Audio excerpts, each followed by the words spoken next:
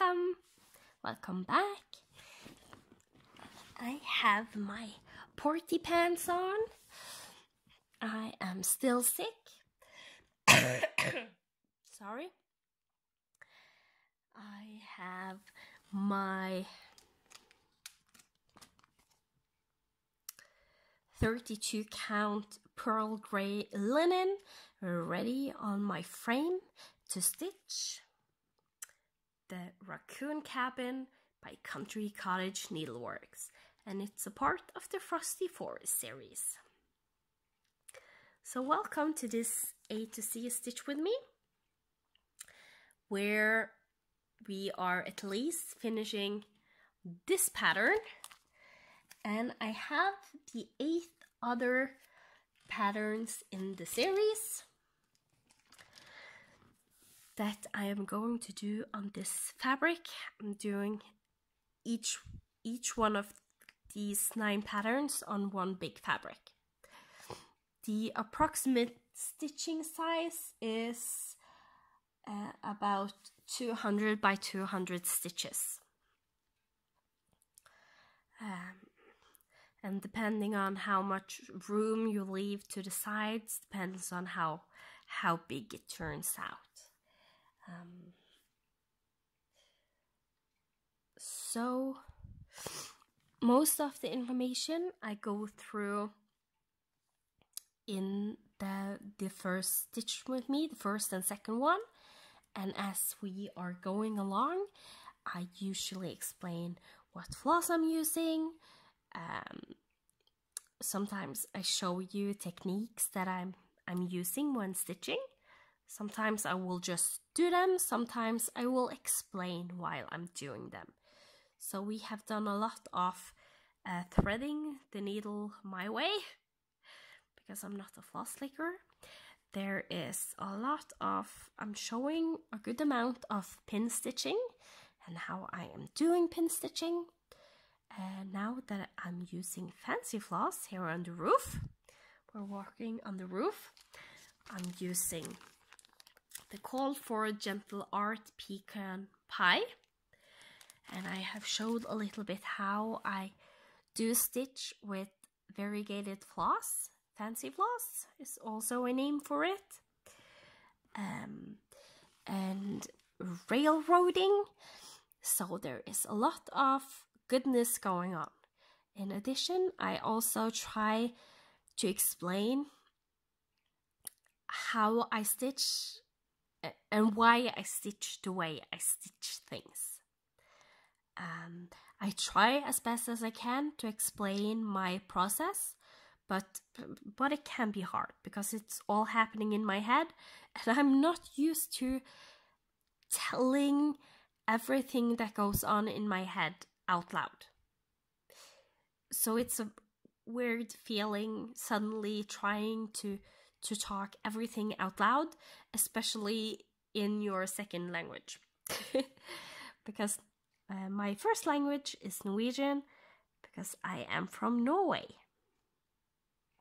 So, railroading, as I showed last time and the time before, you put your needle through the 2 strands of floss and then go down. Some people will only railroad the top leg. I do both legs when I railroad, because I just have found if I do just the top leg, it usually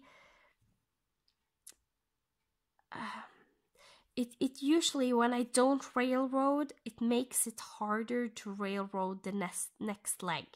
So I make it more difficult for each top leg than doing both. Plus, both legs laying nice looks nicer.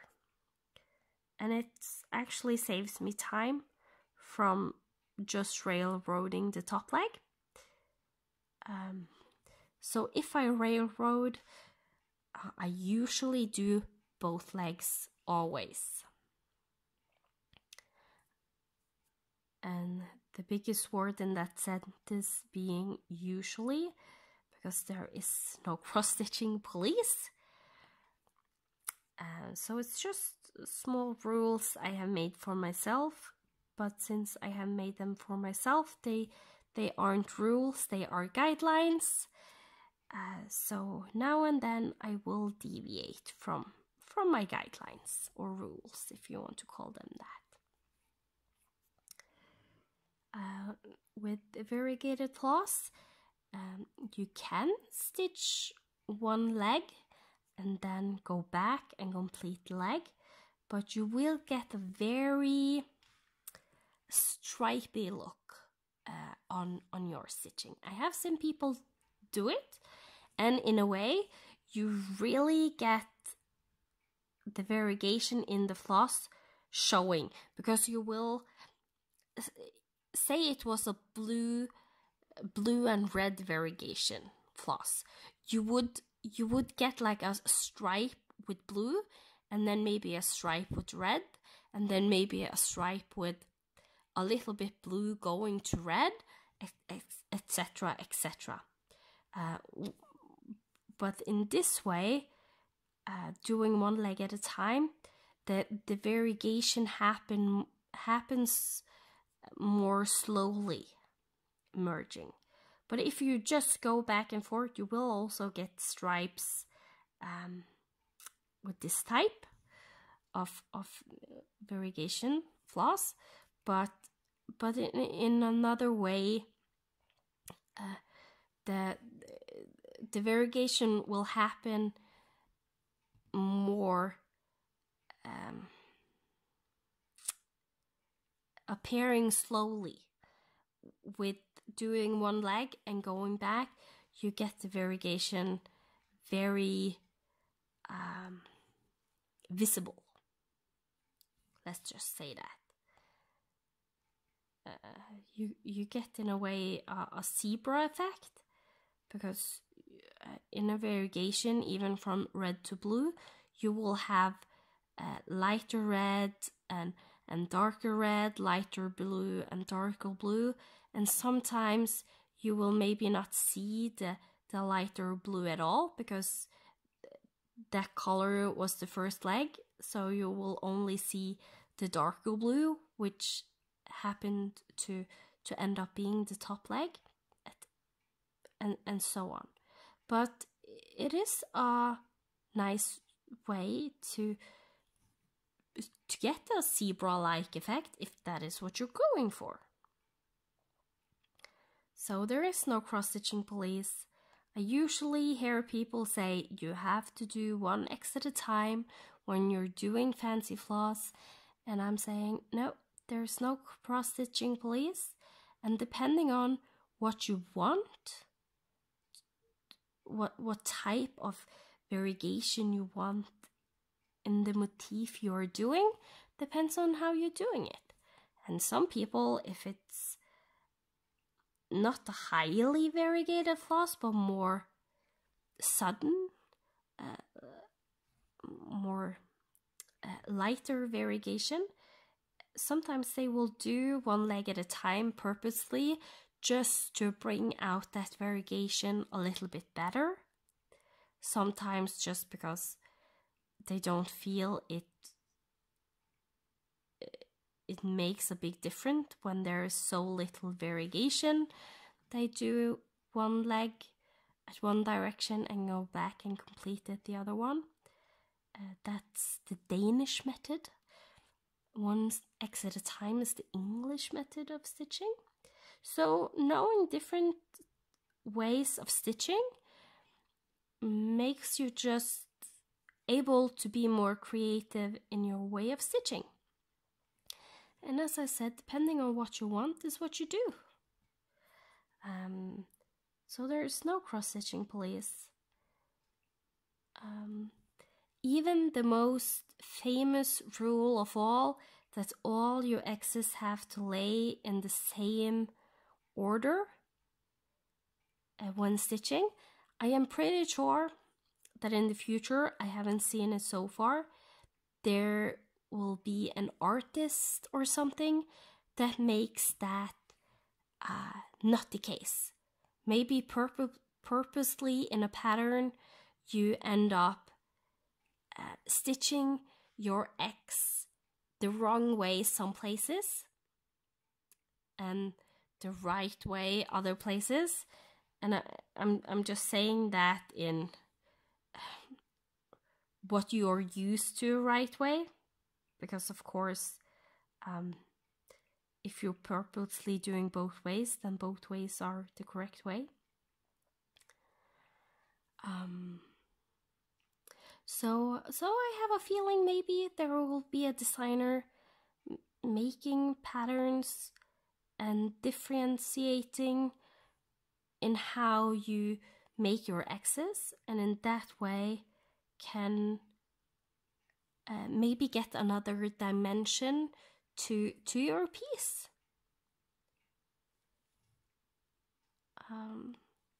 Because there's a lot of way of making dimensions, making shadows, and so on. And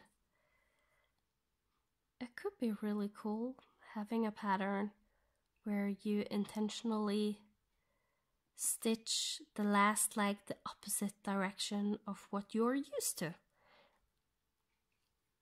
just to give it another feel to it. So we will just see what time will bring.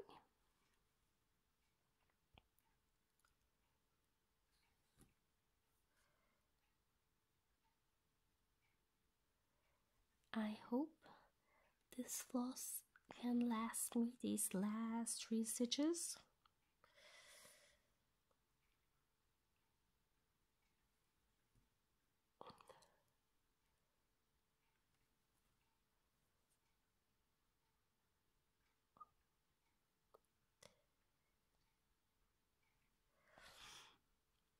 On this A to Z stitch with me, it's actually 4 stitches. I don't think I can do it. I don't like to be too frugal. Normally I would do these 4 stitches with this length of floss, but it involves playing thread chicken, where you have to thread your needle for each and every stab you do of your needle. And that's really not a good thing for me when I have it on a frame that I can't turn.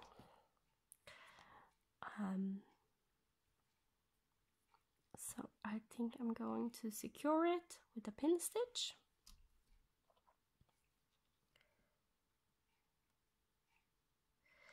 And I have heard many of you leaving me comments that I have learned them to do the pin stitch, and that is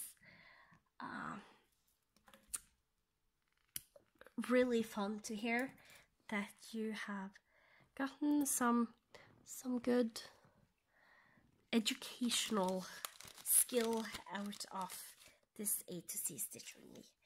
I am an educated teacher, so being able to teach someone a new thing, it's always something that gives me pleasure. I like to share my knowledge that I have with others.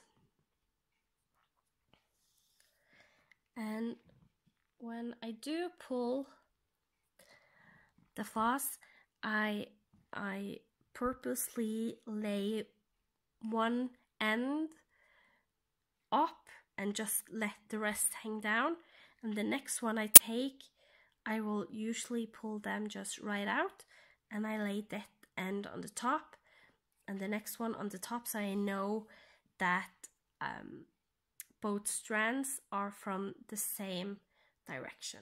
And that is because I want the variegation to be the same on both strands. And if I turned one of them, it wouldn't be the same variegation from the same ends. So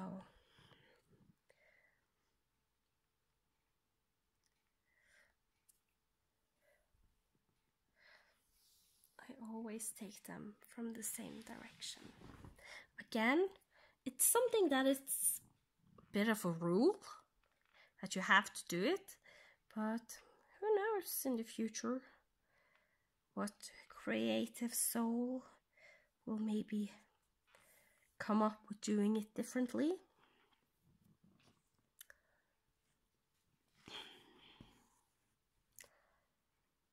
So if you lay it the opposite ways, you get more of a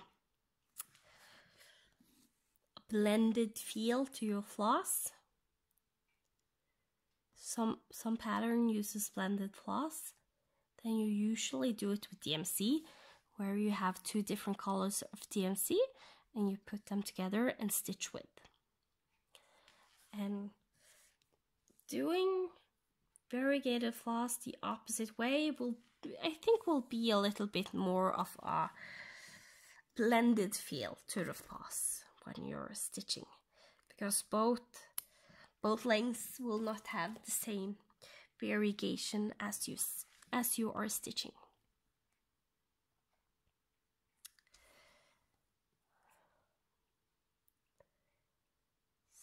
So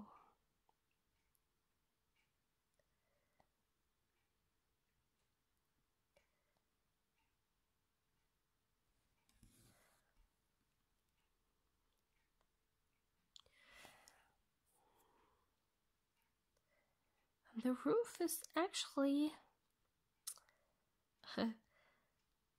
much bigger than I anticipated.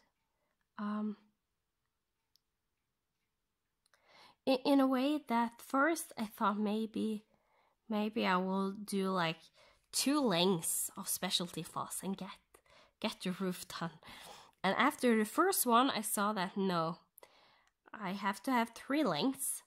And now I have actually started the 4th length of floss for the roof. So it's a lot more stitches than I anticipated. Also, when I do 1 stitch at a time, I use more floss than if I do 1 leg, 1 direction and goes back. That is because when you do 1 leg in 1 direction and then go back, I think I want to jump to the higher, to this stitching part.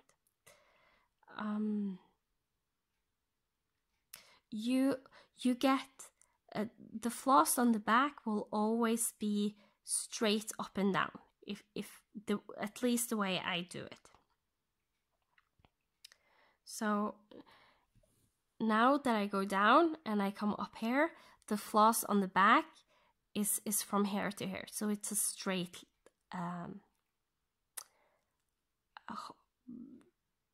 straight line up and down. And if I would do the next leg and the next leg, everyone would have the straight leg up and down, up and down. And on the way back, straight up and down, straight up and down.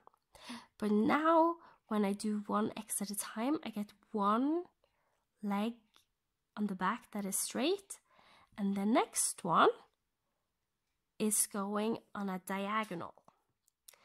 And if you know a little bit math, you know that diagonal will then be a little bit longer than a straight leg.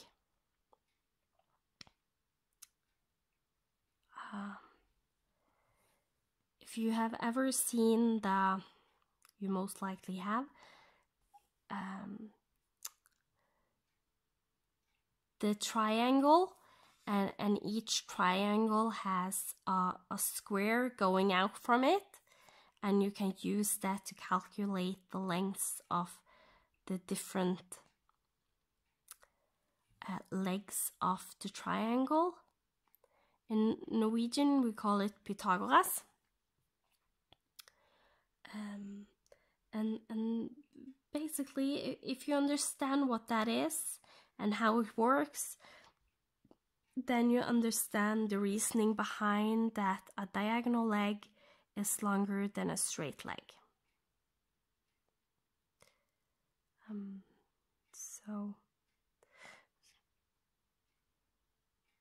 So doing one X at a time is not as frugal as doing a full one leg at a time, one direction, and going back and completed it the other direction. That is not the reasoning why I do it at all. It could be because I am very frugal, but it's not.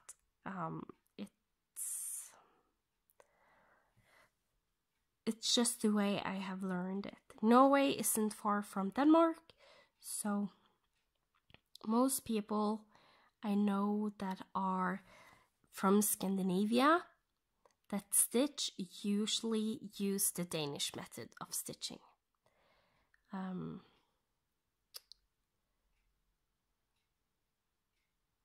And in Norway, one of the most known way you stitch is hardanger, and the normal way or original way of stitching hardanger is the same principle. You don't go back and complete the X, but you're using the sewing method. And the sewing method is much easier to use if you do one leg, one direction, and go back the other. You can, of course, use it doing one X at a time.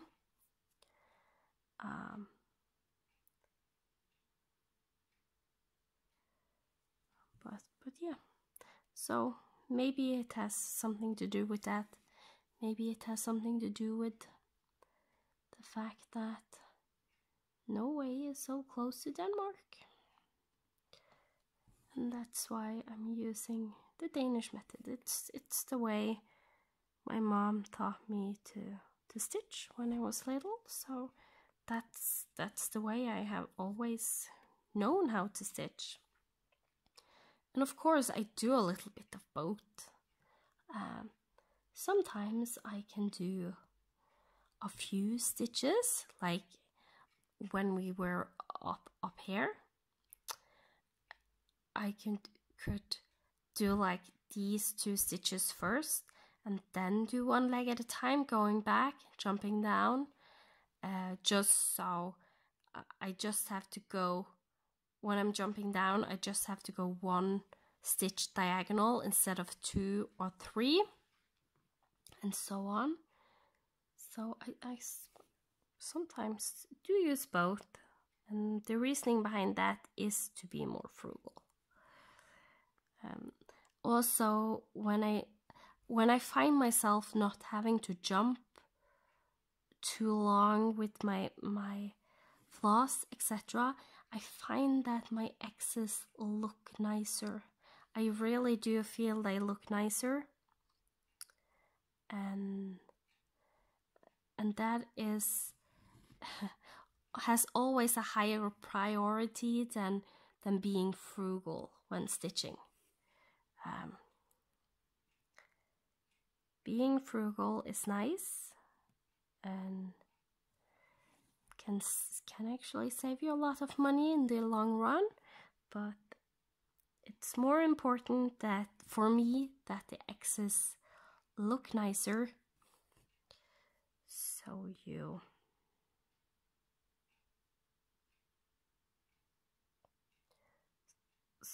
the finished product looks amazing.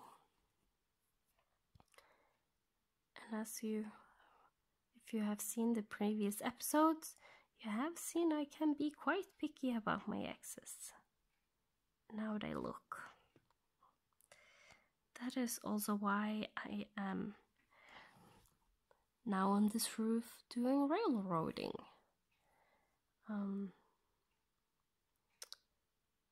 Just because I find variegated floss looks nicer if I railroad. I don't see it as much with normal DMC.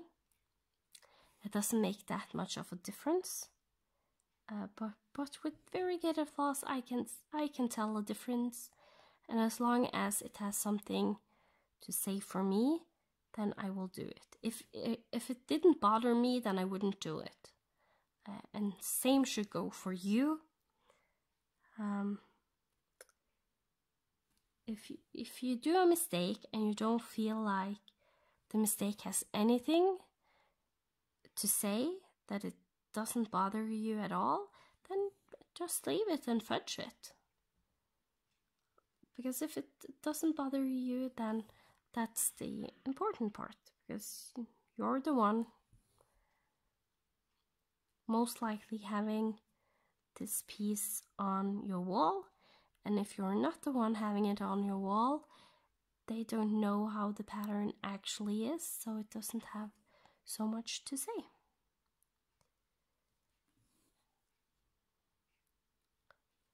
It's like with any other craft, the same thing goes if you are an artist, a painter, if you're drawing, and so on. Doing a mistake, if it doesn't bother you, then that's what matters. That you are happy with the finished result is the thing that matters. If you like, I know some can be fabric snobs and floss snobs and so on. I use everything, so I don't see myself as a snob, but I can also use the more fancy fabric and floss, but I don't have to use it. Then if you're, and Ada is one of the things that people will often look down at. If you're fine stitching on Ada and you feel it looks good, then do that. Then there's no need to buy a linen or even weave. Do what you feel look.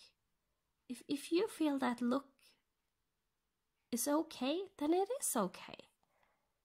And remember, this is coming from a person that is stitching on Ada, and there is a lot of patterns and such that looks amazing on Ada.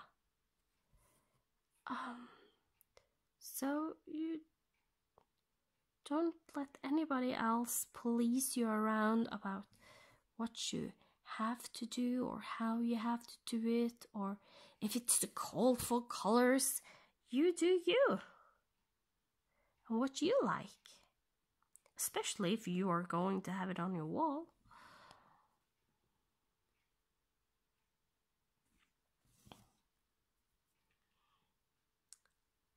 And I just wanted to say that, so because I know I can be very picky about my own stuff, but I'm only picking about my own stuff. If I get a cross stitching from other people, I don't look closely if the stitches look correct, or if everyone is symmetrical, etc., etc. I love the gift for the way it is and how it looks on my wall. And if it's Ada, then it's Ada. I don't mind.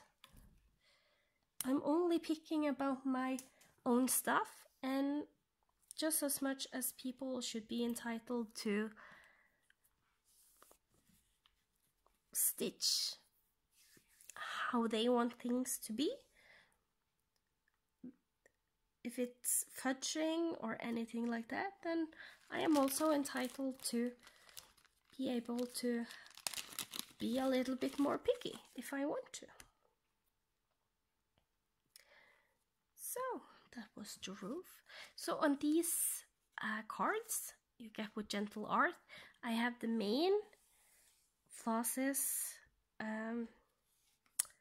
hanging from this circle, and I'm pretty sure these were pre-cut, And then the other part that I cut off or take off, I have on the other circle.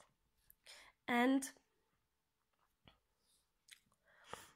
if you want the loop being on the front like this, and not like this where it's on the back,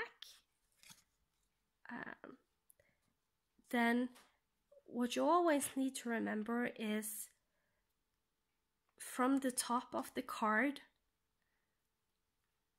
you go down the hole, and when you then secure the floss, the loop will be on the front like this. If I would go the other direction, I can show you. If I were to go from the back and make the loop, then you can see the loop is on the other side. So that took me a while to understand why not all my loops looked as good, because you have to go from the front like this. And maybe you already knew this, maybe not. That was something that was bothering me for a long time, and I used a little bit of time finding out why my loops didn't always look as good and how I could make them look how I like to have them. So that was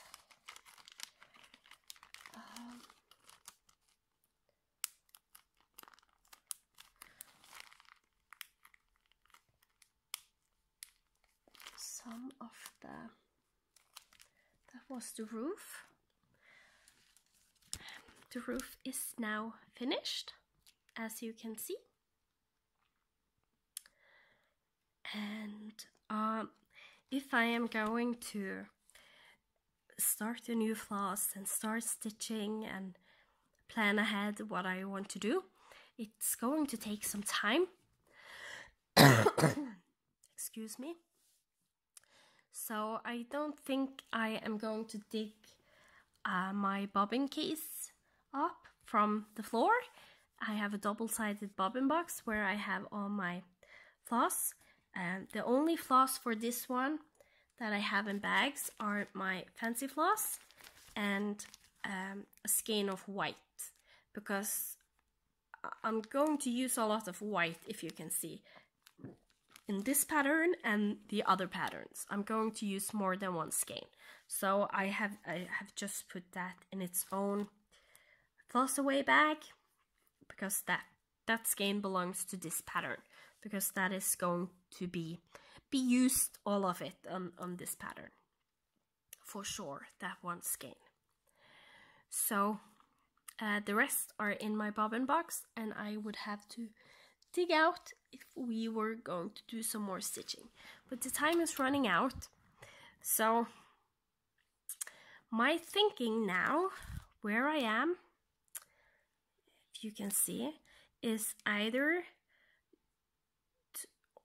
or do multiple of these ideas, is to do the last white hair, the snow.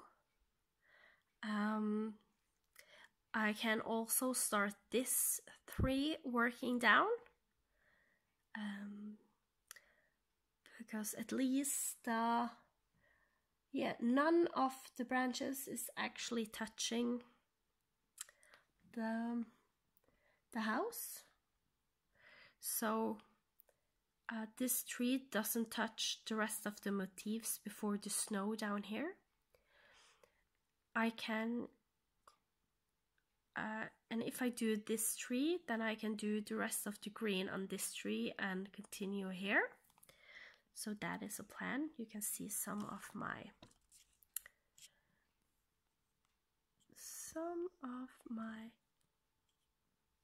branches are missing.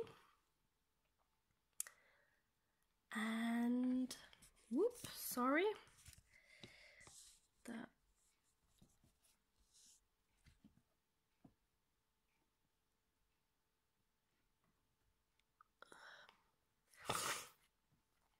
The tripod doesn't like me adjusting the camera too much. So yeah, and I can also continue do more white here on the roof because it's a darker brown around the outside. It's not as dark as the roof, but still I think I would like to do the white first before I do the rest. So maybe we have a little bit of time to do a little bit of white now.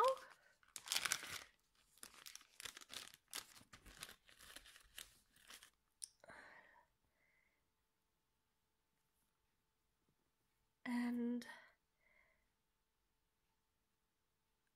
when stitching with non-fancy floss, I do double the length that I would normally use and put both lengths at one end, so I can start with the loop method. Sorry for the sniffling. I am still sick and trying to recover from a sickness that I have had for multiple weeks now.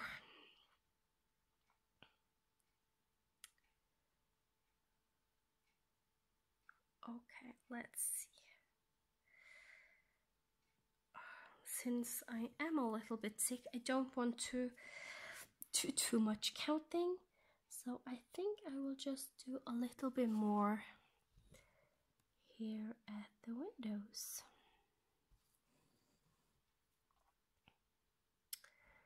And please leave a comment if you like to be zoomed out as you are now, or that is more the normal distance of the camera, or if you like that I am zooming in so you can see the stitching more up close. Myself, I do like to be zoomed in close when watching others do stitch with me, because I like to watch each and every stitch be made. That is just me. That is how I got the ID for this A to C stitch with me. And I'm not offended if you don't watch each and every stitch I do on this, if you are just listening while stitching yourself. Maybe you even are stitching on this pattern. Who knows?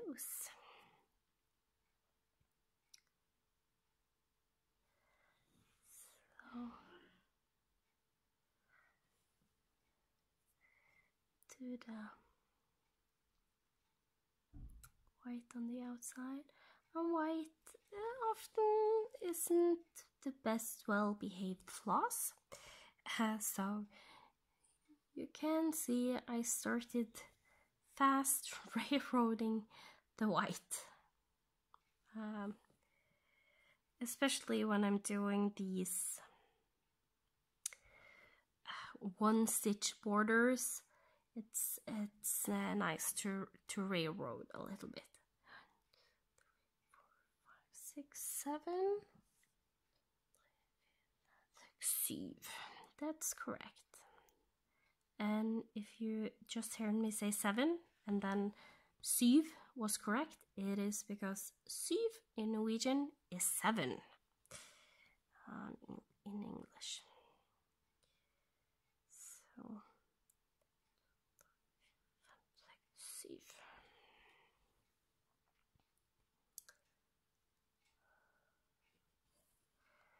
My son has just started to, he has done it now almost a year starting to learn to count, but now he is like getting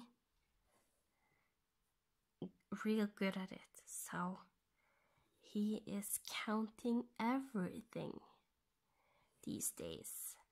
Counting. Sometimes he put all his cars, his toy cars, on a line. He has always done that. He for some reason likes to park them in a line. Either a line where they are parked beside each other, like one here, one here, one here, or sometimes he is parking them at this direction as if 1 car, 2 car, 3 cars, as they were waiting to drive.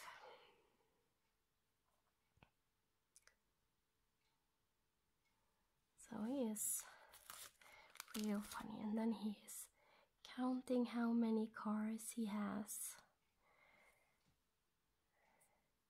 And he doesn't always use all of his cars, because I don't think he could count that high. But he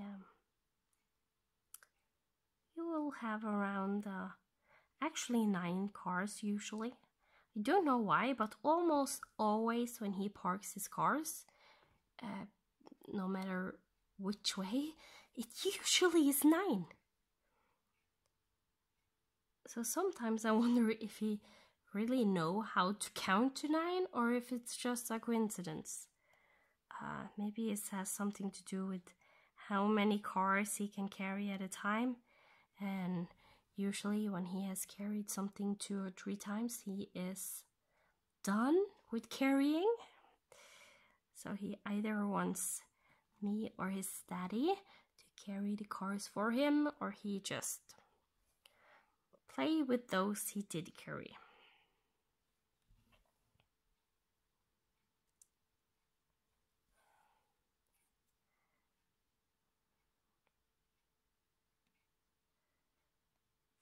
So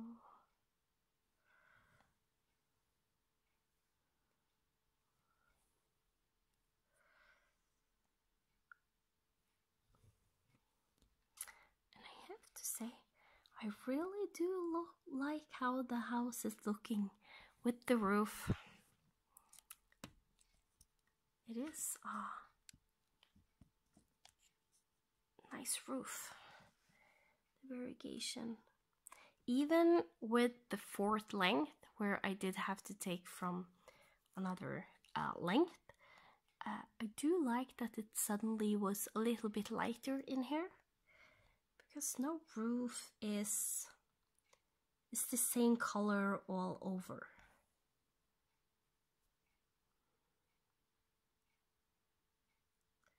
And since this area doesn't have so much snow around it, maybe it's a little bit more exposed to the sun. Who knows? Let me see. 1, 2, 3, 4.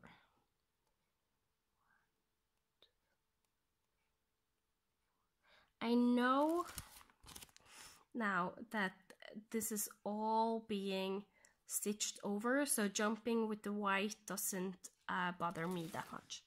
And you can see the white through the linen if you're really getting it tight on there. But since these stitches are being stitched over, I'm not that worried.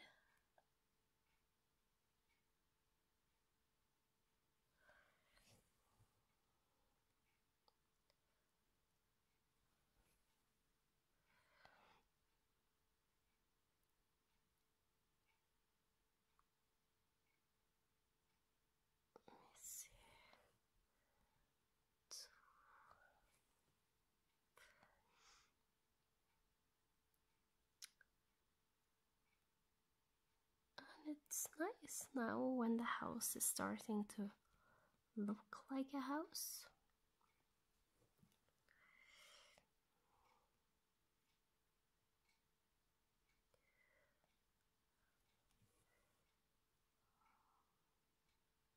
It was 7, wasn't it? Yes, 7. Maybe I should do 6, so I can do like the last leg, the last stitch.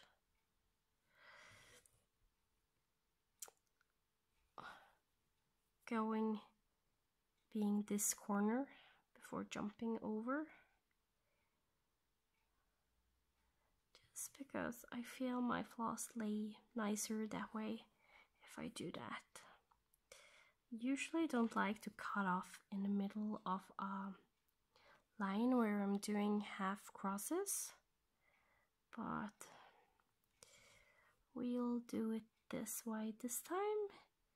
And since we did the other way on this window, maybe we can see what we like best for our last window. Okay, with that, time's up.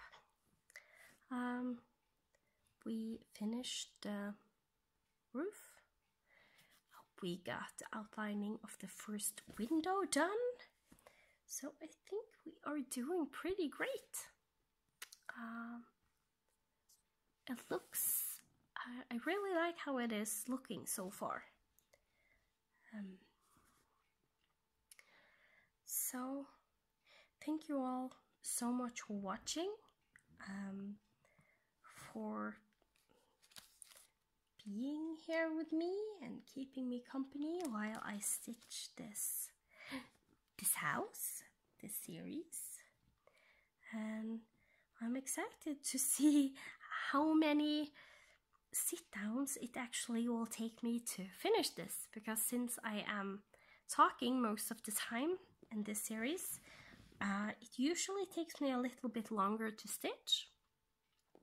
And you always have the intro and outro where I ramble on.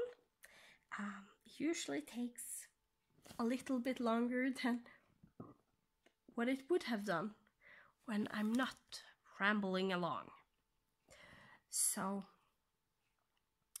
thank you all so much for watching and joining, and I really do hope you enjoy, and I will see you next time. Goodbye.